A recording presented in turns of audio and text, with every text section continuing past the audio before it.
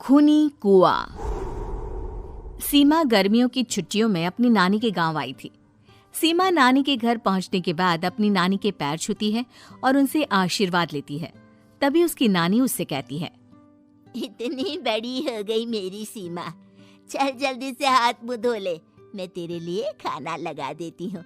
भूख लगी होगी ना? हाँ नानी, भूख तो लग रही है मुझे, आपके हाथ के बने हुए पीले दाल और चावल खाने की। कितना टाइम हो गया है मुझे आपके हाथ का बना हुआ दाल चावल खाए हुए। तू तो नौकरी में व्यस्त थी, तो तुझे कहाँ से टाइम मिलेगा अपनी नानी के लिए? और जब इतने टाइम बाद आई है तो ज्यादा टाइम के लिए रुक कर जाएगी तू। हाँ हाँ नानी, इस बार पूरे 2 महीने के लिए आई हूँ। सीमा की नानी अंदर जाकर उसके लिए खाना बनाने लगती है। सीमा कमरे में अकेली होती है, तभी उसे किसी औरत के रोने की आवाज सुनाई देती है। वो कभी खिड़की से बाहर झांकती है तो कभी दरवाजे से बाहर झांकती है। उसे समझ में नहीं आ रहा होता है कि आखिर रो कौन रहा है। तभी नानी खाना लेकर आ जाती है। वो अपनी नानी से कहती है, नानी, कोई औरत रो रही है क्या? मैं जब से यहाँ आई हूँ तब से मुझे यहाँ किसी औरत की रोने की आवाज आ रही है। हे भगवान, कहीं ये वही तो नहीं? बोलो ना नानी। अरे कोई नहीं रो रहा, ये तेरे मन का वहम है। और तू ना अब खाना खा ले, ज्यादा यहाँ वहाँ की बातों में ध्यान मत दिया कर। जल्दी से खाना खा और फिर मेरे साथ आ जा मेरे कमरे में, दोनों बैठकर खूब सारी बातें करेंगे। ऐसे ही अगले दिन सीमा अपनी नानी के साथ गांव के बाजार जा रही होती है। उसी रास्ते में फिर से किसी औरत के रोने की आवाज आती है। वो अपनी नानी से कहती है, अरे नानी, क्या सच में तुम्हें अभी भी किसी औरत की रोने की आवाज नहीं सुनाई दे रही?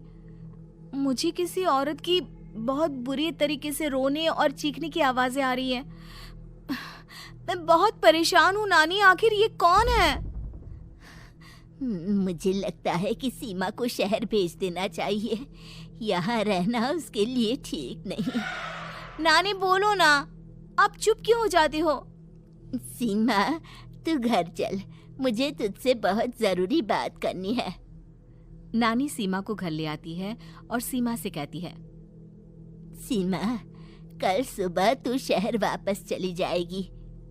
अरे अचानक? आखिर क्या बात है नानी, आप मुझे ऐसे जाने को क्यों कह रही हो? मैं बस जो कह रही हूँ उस पर ध्यान दे। तू कल सुबह यहाँ से चली जाएगी, और ये बात मैं कोई मजाक में नहीं बोल रही। तू कल जाएगी तो मतलब जाएगी।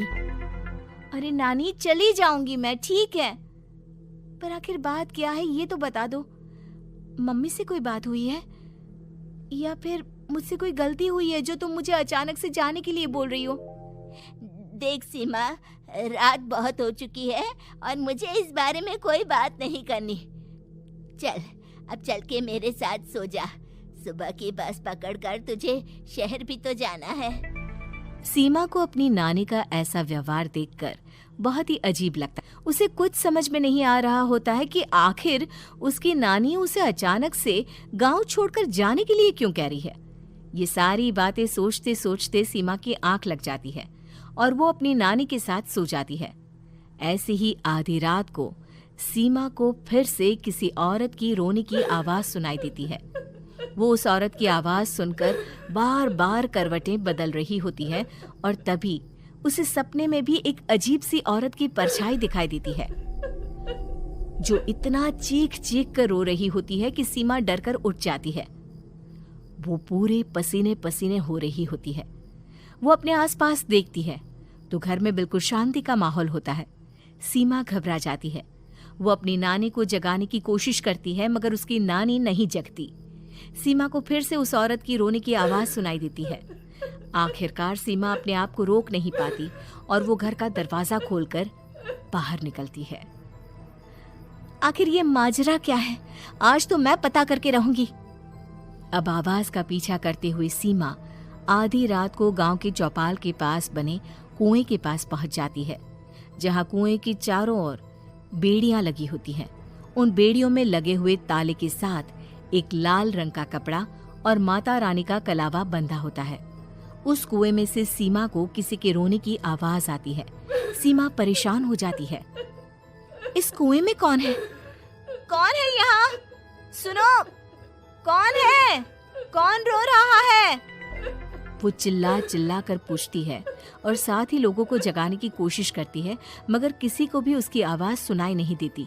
अब सीमा खुद उस कुएं के पास की बेड़ियों और तालों को खोलने की कोशिश करती है और किसी तरह कुछ देर की मशक्कत के बाद सीमा उसको खोल भी देती है।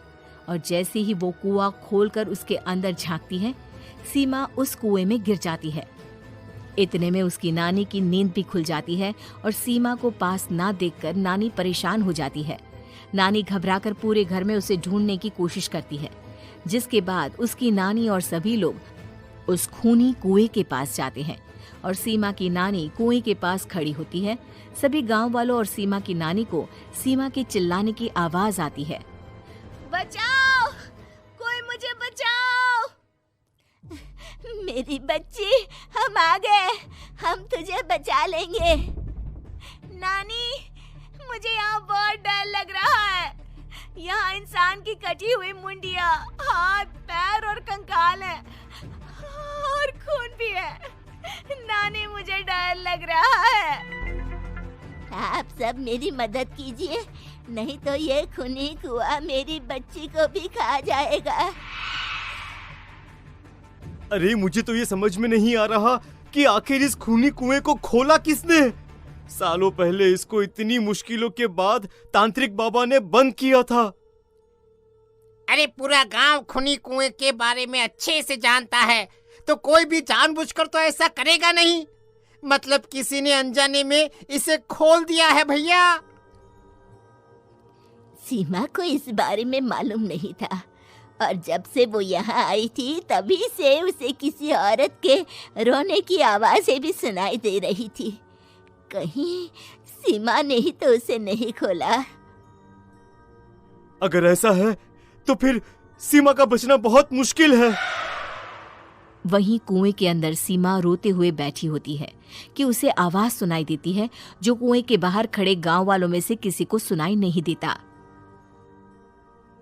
आज सालों के बाद मुझे ताजा खून मिलेगा। तेरा खून पीकर आज मैं अपनी प्यास बुझाऊंगा।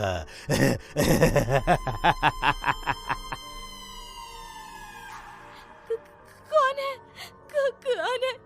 मत मारो प्लीज, मुझे जाने दो प्लीज। मैंने किसी का क्या बिगाड़ा है? वो तुझे मरने के बाद पता चल ही जाएगा।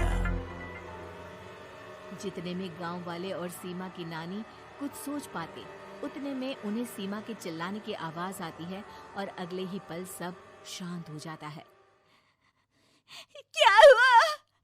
सीमा, मेरी बेटी। माफ करना बहन, लेकिन अब सीमा वापस नहीं आएगी। हमें एक बार फिर से कुएं को बंद करना होगा। गांव वाले तभी तांत्रिक को बुलाकर लाते हैं।